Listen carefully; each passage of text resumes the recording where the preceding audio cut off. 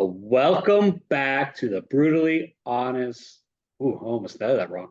Brutally Honest Loan Officer Podcast. Gee, that was a mouthful just right there. Know the name of our podcast? I did, but like my brain just like dud for a second. I mean, it does a lot of that, but Did that but hurt?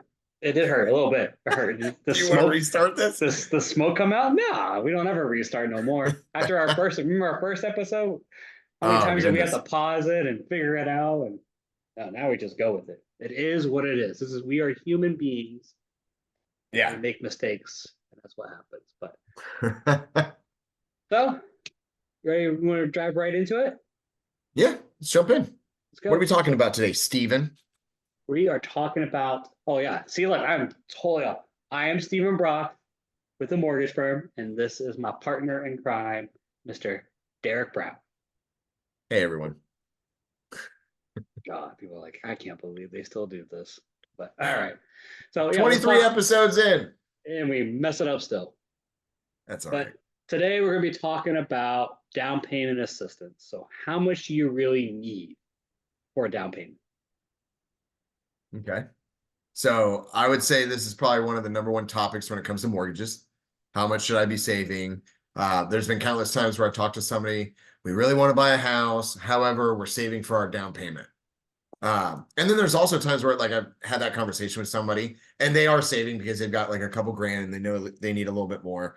And then I've talked to some people and they're like, well, we're getting closer. We've got $40,000. And I'm like, you might be able to buy right now. Right now. Have you considered not putting as much down? So definitely a good topic of conversation. But a lot of it just depends on how much you can afford. Yeah, that's right. It's not just a straightforward answer with it. Now, I mean, there are down payment percentages that you need, or technically you don't need on some of them, but conventional loans, for instance, you could put, people don't realize, people always think conventional loans is 20% down. It Right. is not. Nope. The next thing I always hear is they know that, oh, it's not 20% down, it's 5% down. No, you can actually go as low as 3% down on a conventional loan, just depending on your financial situation, credit scores, reserves you have, but you can go as low as 3% down with it. And then you have, your government loans. What are those? FHA, that's minimum requirement is 3.5%. VA, 0%. And then USDA is another 0%. So that's the minimum required down payment. Correct. Can you put more down? Sure, by all means. Are there benefits? Sometimes. It all depends. And I think that that's what we're going to kind of jump in today. With FHA is probably a popular one for first-time home buyers. They allow for credit scores as low as 580. You might find some lenders that can do lower. But our company, our minimum requirement for FHA loans is 580. There's no income limits. There are loan limits. So you can't buy like a $900,000 house or in our area with that minimum down. Yeah, it depends on it's by county. Yeah. Yeah. But they allow for higher DTIs. So usually when somebody's first starting out, if they have average credit, we might be considering FHA loan, putting 3.5% down, kind of going from there. And then VA, same thing, 580 credit score for us. You might be able to find something different elsewhere. Just be careful what you're looking at, because there technically is not a minimum requirement on credit scores for VA loans. Yeah, VA does not require a minimum credit score. Most lenders require I've seen the highest I've ever seen them require on a VA was 640. But I tell people all the time, I mean, if you're at 550 jumping, or even if you're below 580, it's easy to jump you up to get you to that 580 point. And it's still not the prettiest loan. By that, I mean terms like what the rate's going to look like, what the interest, or if there's any points added onto that to get that rate. It's never the prettiest. It behooves you to try to get your score up and to get a better option with it.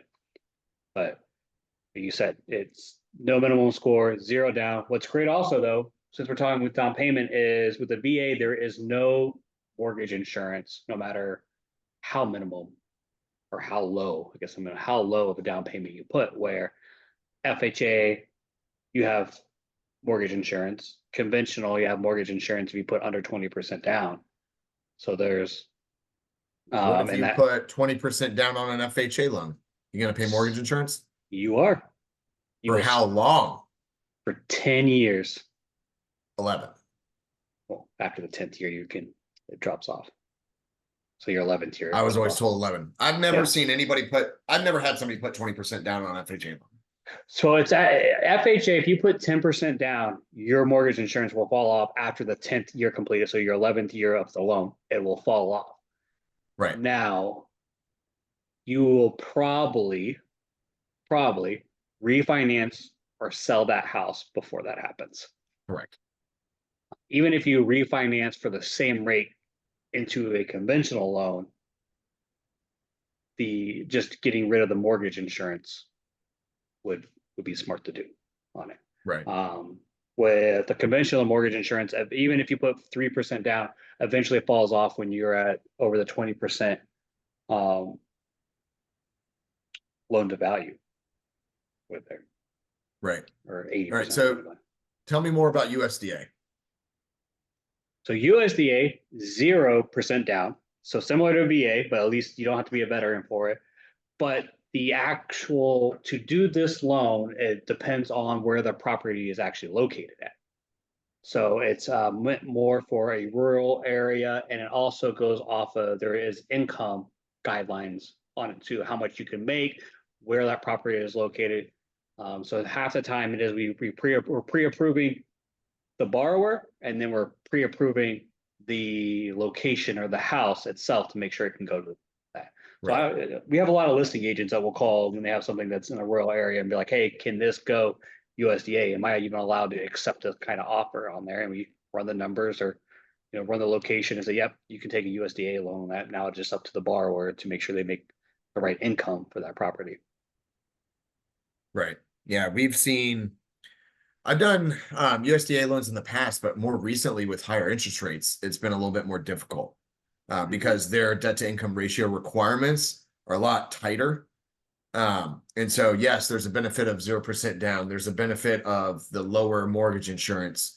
However, it would have to be somebody that makes a decent amount of money, but not too much, with very little debt, and the house is in a certain area. And it's just each little detail. Eventually, we get to a point lately where, oh, this doesn't work. And it's household income, not just the people that are on the loan, household. So that's anybody that's over 18 that lives in that house. Yep. Their income counts to that. Now, their if income grandma is living in your house with you and she gets a pension and Social Security, we're adding that to it. So next thing you know, some people might think like, oh, no, we're under that income limit. And then once you add everybody in the household, you are not. So we're above the limit, and then we've got to look at other options. So I know you were talking about like minimum down payments. What about large down payments? Any benefit to, like, let's just say a $400,000 house and we're going to put $200,000 down. So good idea, bad idea? It really depends on your situation. Some people, they want that certain monthly payment. So putting that money down, that does it for them. I think you said before you had a client where they wanted to do 20% down to get rid of the PMI, the private mortgage and the mortgage insurance on there. And instead of going from 15% down to 20% down, it was like what the difference was, like $40 per month. Yeah. And mortgage insurance. So you have to calculate, do you really want, am I going to put down the more money to be able to lower my payment? Now, the 5% more they put down is going to lower their payment, but just to get rid of mortgage insurance, it might actually not be benefit. I just don't like it for that reason of, I want to get rid of the mortgage insurance, because if you are going to, especially when you're putting 15% down, in 2 years, if you've got 20%, I think, what is it? Technically 22% equity.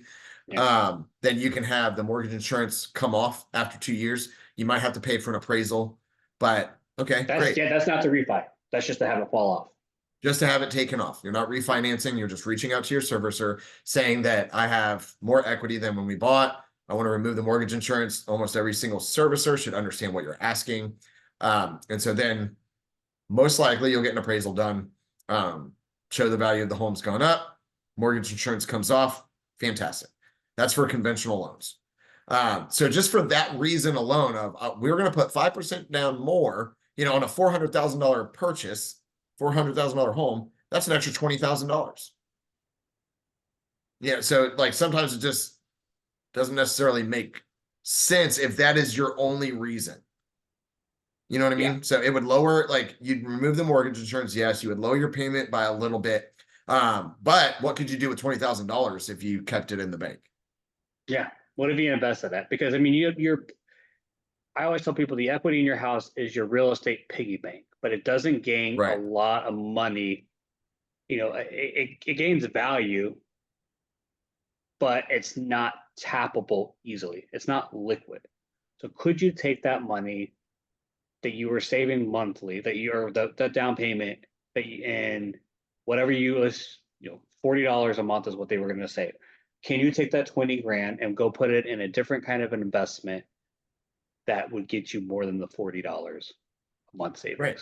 And then how much do you have left after that?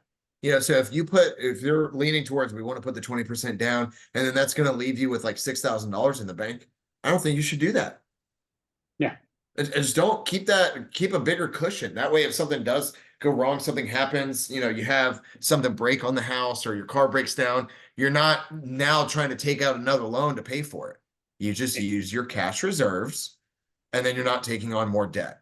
Exactly. So just that's one of the reasons why yes, could you invest the money and make more money elsewhere? Sure. But if something were to break, I just don't want somebody having to go and get another loan. I've got to finance an AC unit, or I've got to, finance a washer and dryer because we don't have a couple $1,000s that we can, pay cash for it. Yeah. I'd rather you save that money and pay cash. And suddenly that little bit of money you were saving per month by putting more down, now you have hurting you. It's hurting you, and then you have a higher interest. You're paying more for those things that you're financing with, instead of having to pay cash with it. Right. I had a client recently that he was looking at putting anywhere between $80,000 to $100,000 down. Then he wanted to fix up the place for another, 30 grand. But we were looking at it, I'm like, well, this house that you're trying to purchase, you only have to put 50 down to qualify.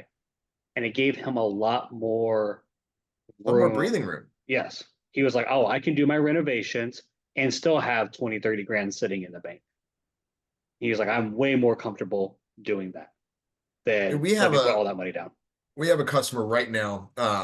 He got like a commercial loan through a bank, basically financed 3 houses with like a blanket mortgage, one mortgage covering all 3. It's weird. But it's more of a commercial product.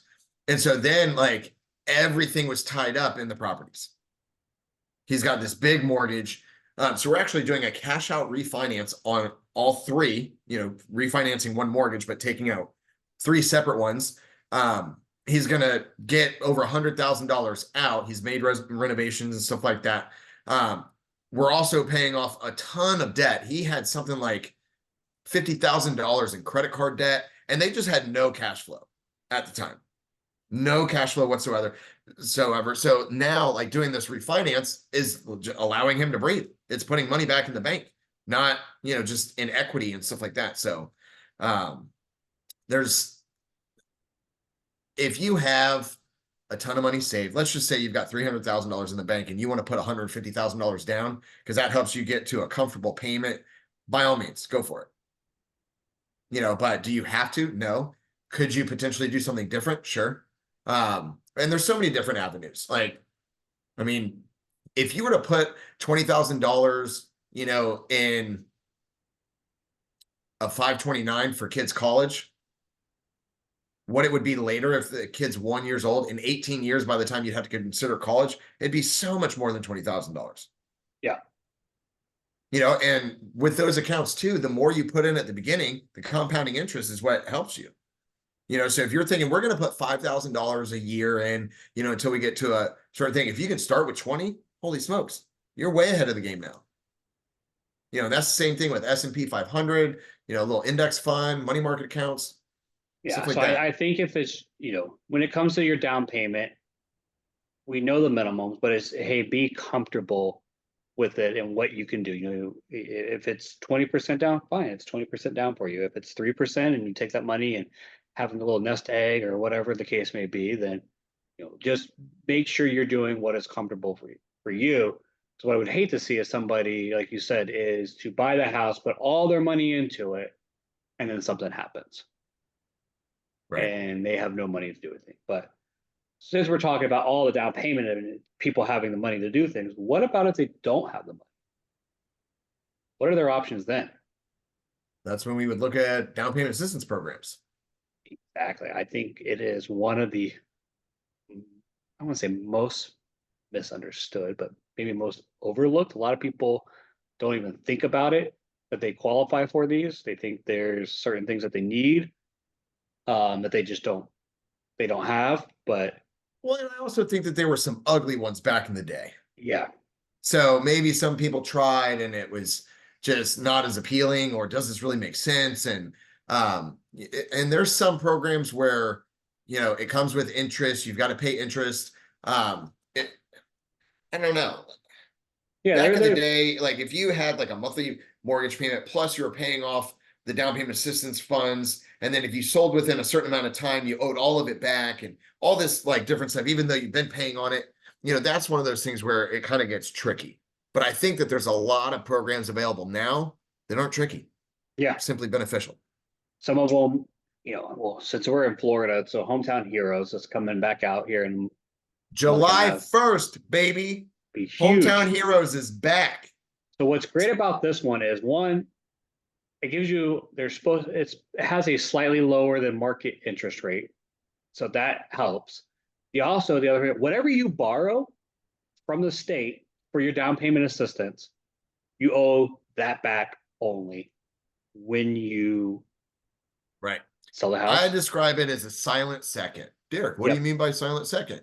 So if your loan amount's 300,000, you're going to get 5% from Florida Housing with the Hometown Heroes program. That's going to be $15,000 that they give you that you can apply to your down payment and closing costs. So then that 15,000 sits there as a second mortgage. And then can you pay it off? Sure. You can pay it off if you want. Yeah. Can you let it sit there for 10 years and it doesn't become higher? Yeah.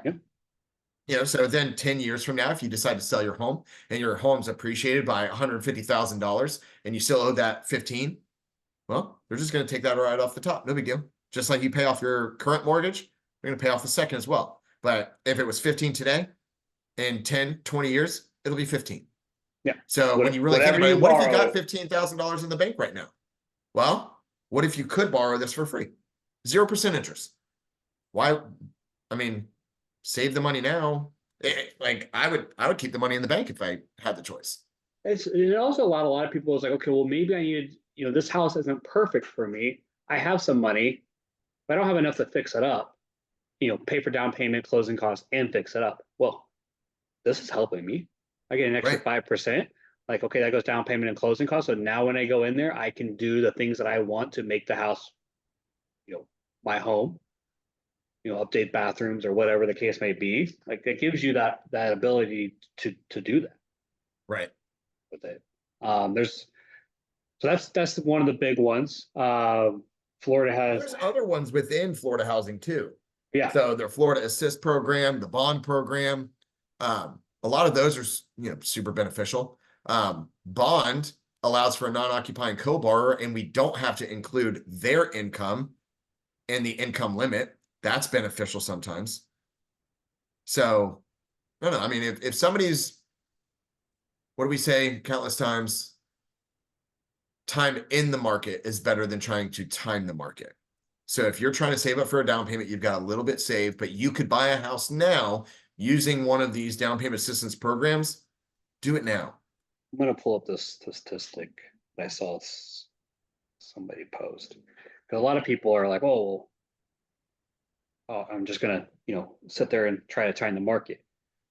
So home prices growth over the last, so basically home prices are up 47% since 2020.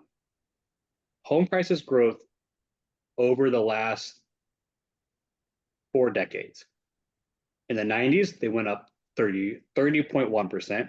The 2000s went up 47.3%. But what happened in the 2000s? You had the '08 crash. It still went up 47%. Wow. The 10s, 2010 to 2020 went up 44.7%.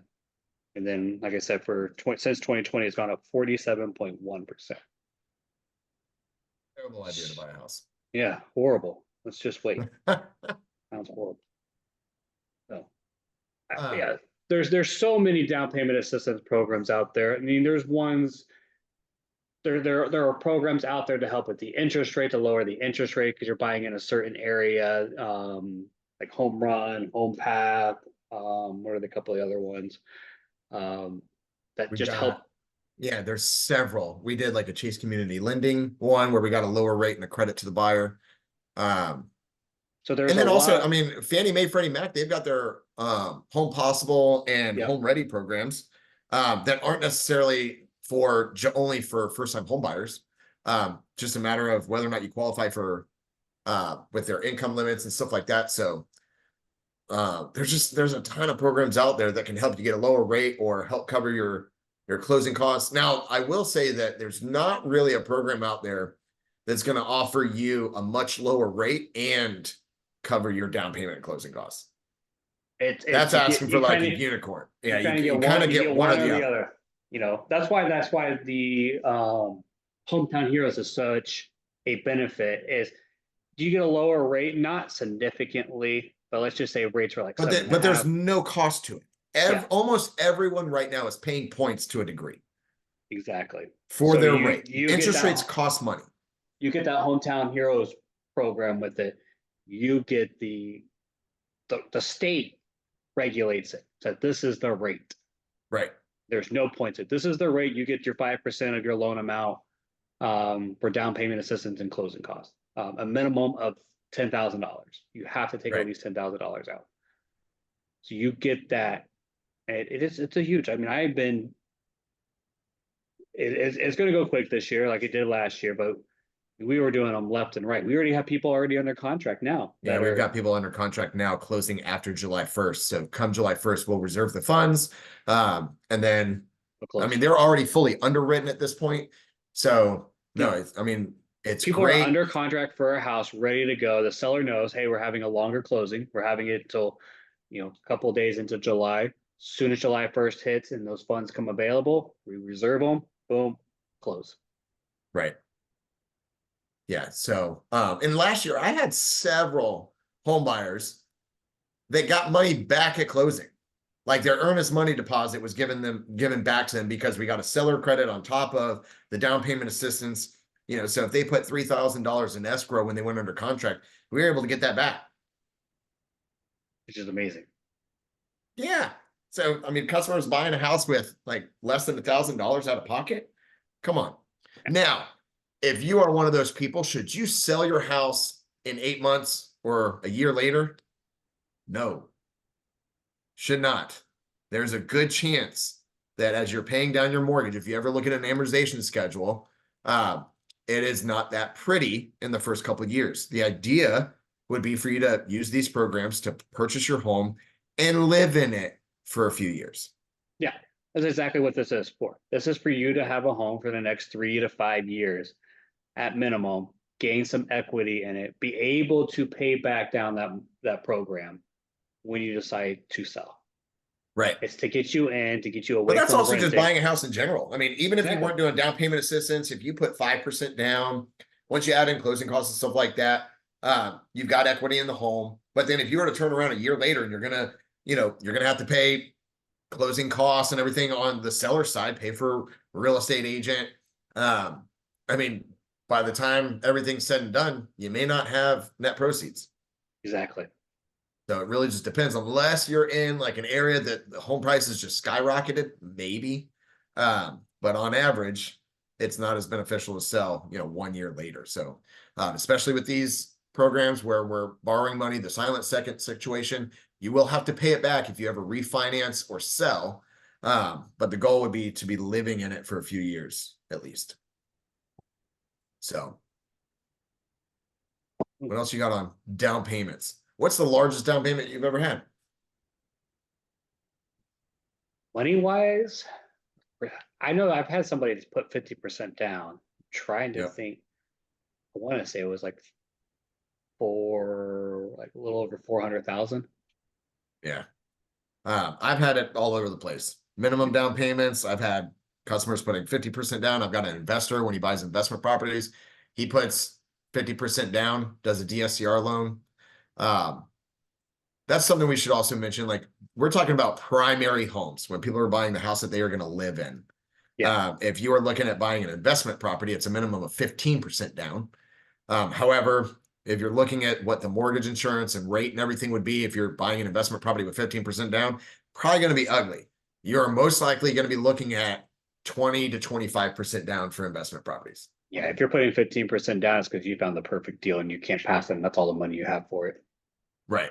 And you're just going to take a higher mortgage payment and deal with it. Yeah. But yeah, I think it's the largest down payment. It's 400 something. Yeah, it was a little over 50% with it. But yeah, with down payment assistance, just your down payments in general, I think a lot of people get scared of how much they need and don't actually talk to somebody to figure out the exact number. You know, Right. I have one that I did, they have about 15 grand saved up. We ran all the numbers and I think they need 18. And they're like, oh, we thought we had to wait a year. We could have that in like a month.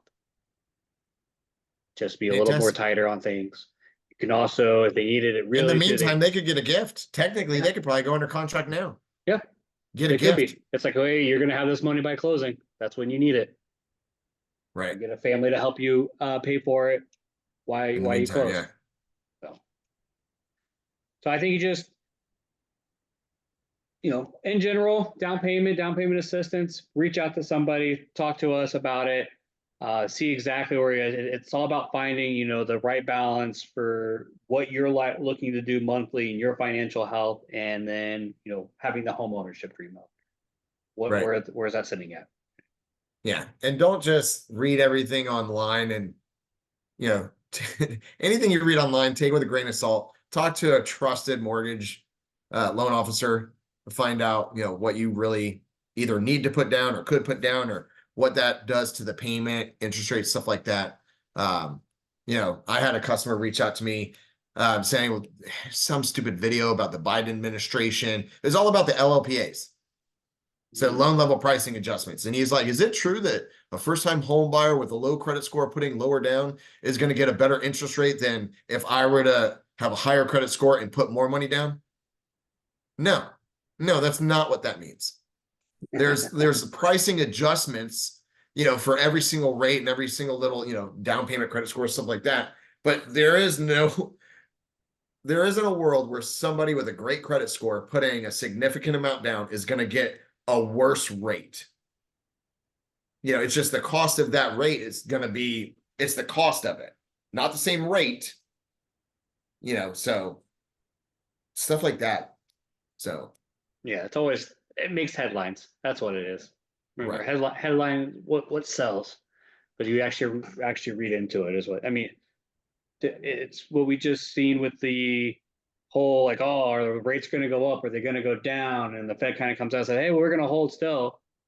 But for like the last month, everybody's like freaking out about it. Yeah, because rates have kind of been going up a little bit because it doesn't look like inflation's working. And then, however, end of last week, we got the jobs report came out and said that fewer jobs have been created. We've been waiting for that. Yeah. Fantastic. Now we've seen a little bit of an improvement in the market. Interest rates are slowly starting to come down, but they were going up. So where's my camera? We did this, and now they're doing this, but we're right here. You know what I mean? So it's just a matter of time. If we can get another jobs report, maybe a CPI report comes out showing, inflation is coming down. We have the next CPI report, I think, is May 15th or April. So we'll do an episode on that when it comes out. We'll talk about it.